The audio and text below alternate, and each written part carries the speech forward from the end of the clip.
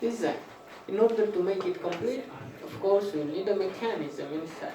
Mechanism for time is brass and stainless steel. It lasts for about 60 years.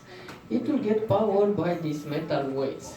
By the gravity, the weights go down, they will make the cook spinning so we can have the time. According to the size of the weights, it will be a weekly mechanism, the one with this large weight, and a daily mechanism, the one with small weights. Daily mechanism, you have to wind it once in a day, and once in a week, the mechanism with this large weight.